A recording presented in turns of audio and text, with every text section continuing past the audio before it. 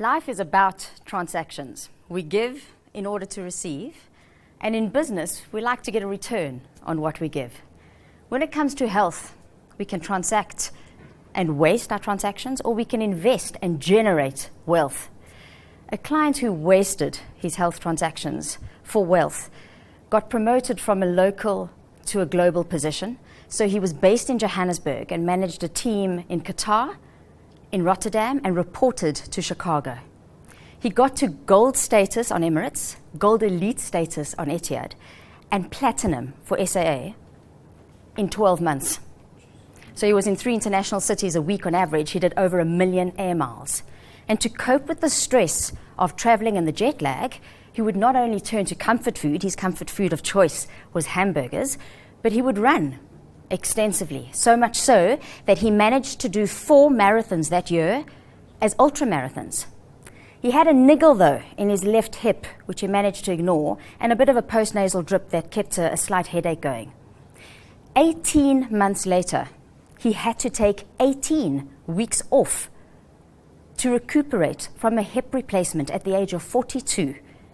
That same year, he got divorced for the 3rd time. Are you perhaps transacting in terms of that and giving up your health for wealth? So what is health if we know that it can generate wealth? Health starts with harmony between our head and our hormones. Most of us spend a lot of time functioning from our neck up in our head space. However, we cannot disconnect from our heart and from our gut. We know today that the gut is called the second brain. We know that the state and condition of our gut mirrors the state and condition of our mind. So not only is the food that we eat fuel for energy, but it gives us vital ingredients and a resource pool to fuel this brain. We know that the ingredients come from the food that we eat that drive molecules. Molecules create those hormones that drive our emotions. We've heard today that emotions drive behavior, and it is our behavior that drives our performance, either for better or for worse.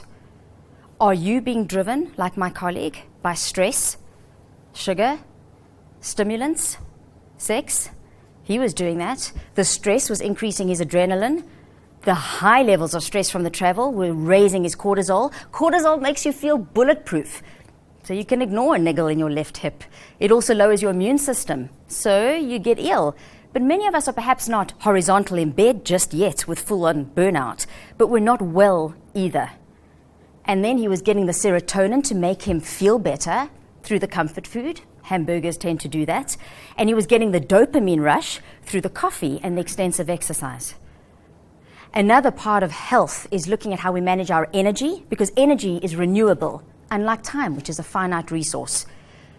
Also activation, so how we move our body during the day. There's science today to prove that how you activate, as simply as how you maintain your posture, can shift your internal chemistry. Also looking at how you lead, not others, yourself first, because that's the domino. It starts with you. Health is also thought through. There's a strategy. It doesn't just happen by chance. In fact, there's that well-known expression that if we fail to plan, we plan to fail. It's true. Health is also about tiny habits. It's not about the big things. It's not about perfection. It's about regularity of choices. And so there's a science behind that.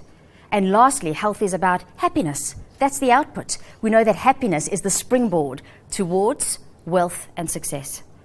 I would love the opportunity to share some of the frameworks that we use from the Resilient Energy Center, such as the FAB quotient, the Walculator, performance chemistry, to help your top performing individuals, your leaders, make better choices themselves to ensure that they transact and generate wealth.